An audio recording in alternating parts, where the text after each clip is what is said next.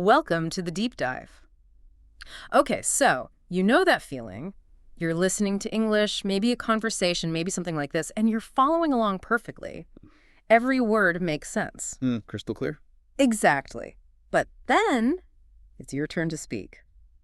And it's like, your brain just hits a wall. Nothing comes out. Oh, absolutely. That freeze-up moment, it's incredibly common. Well, that's what we're diving into today. We got some great material from you listeners highlighting this exact thing, understanding just fine, but, struggling to actually speak. Yeah, that gap between receptive and productive skills is a Yeah. classic language learning challenge. So our mission is to unpack that a bit.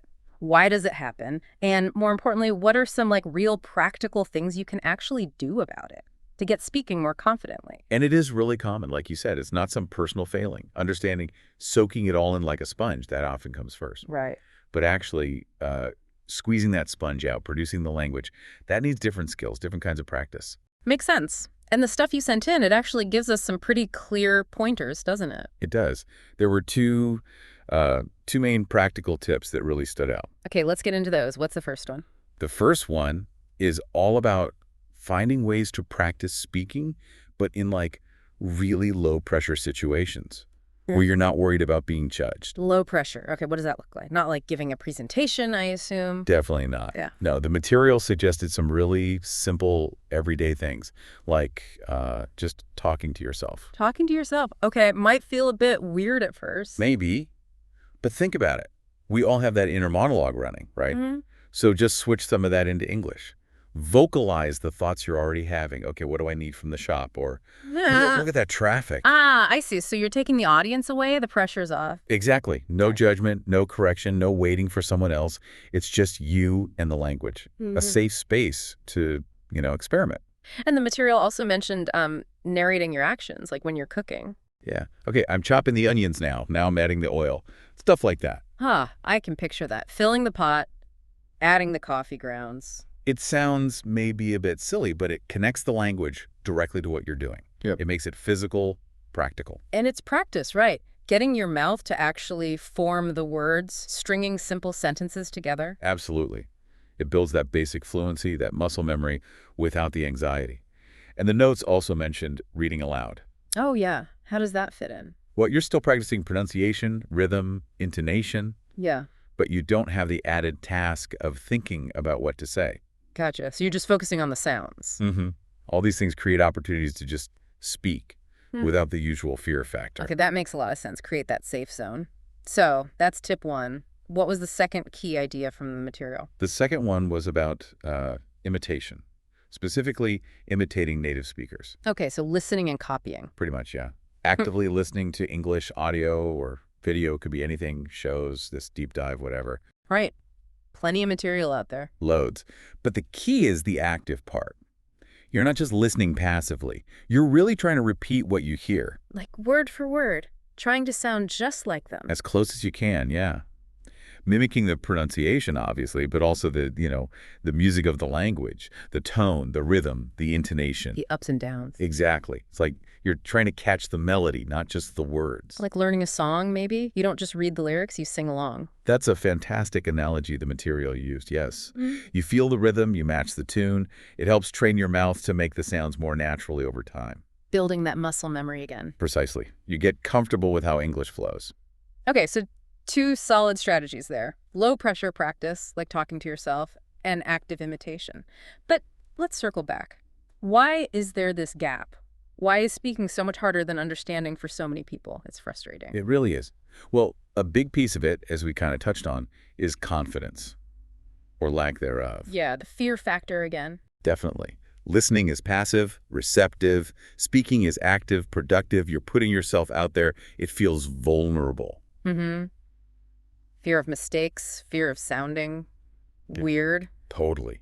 Fear of not being understood. We've all felt that, I think. Trying to order coffee in another language or something. Oh, yeah. Even when you know the words, saying them is another level. It is. Yeah. And then, beyond the psychological side, there are the technical bits, the actual mechanics of speaking English. What do you mean? Well, the material pointed this out. English has sounds that might just not exist in your native language. Ah, right. Like the sound is a classic example. Exactly. Or subtle vowel shifts. Your mouth, your tongue, they literally might not be used to making those shapes, those movements. Like learning a new sport, your muscles need training. Perfect analogy. You can understand the rules of tennis instantly, but hitting the ball right takes physical practice. Imitation really helps here, giving you that direct model. Okay, so confidence and the physical mechanics. Anything else? There's also the emotional aspect, often tied to perfectionism. Wanting to get it exactly right before you even try. Yeah. So many learners wait. They think, I'll speak when I'm fluent, or when I know more words, or when my grammar is perfect. But fluency doesn't just appear one day, does it? Not at all. Fluency is built through speaking, through all those messy, imperfect attempts. It's like refusing to learn to ride a bike until you're sure you won't fall off. Exactly. You have to wobble.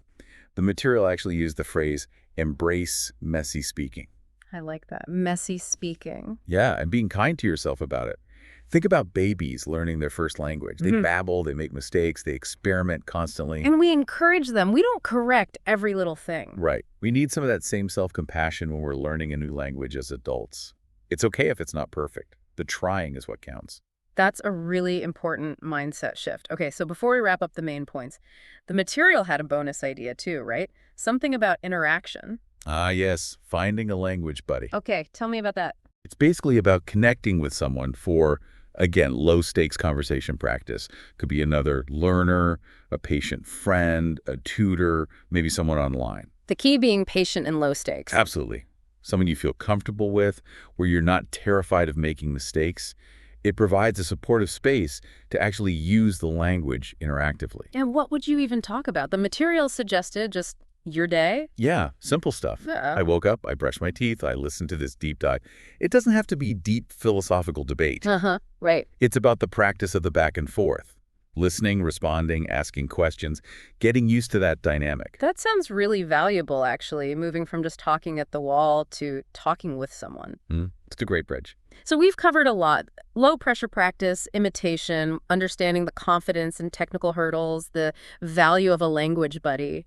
What's the thread tying it all together? What makes it work? It really comes down to consistency. That was heavily emphasized in the resources. Not necessarily hours and hours a day. No, not at all. Even short, regular practice sessions. 10 minutes of narrating your commute, 5 minutes of imitating a podcast clip. Just doing something regularly. Exactly.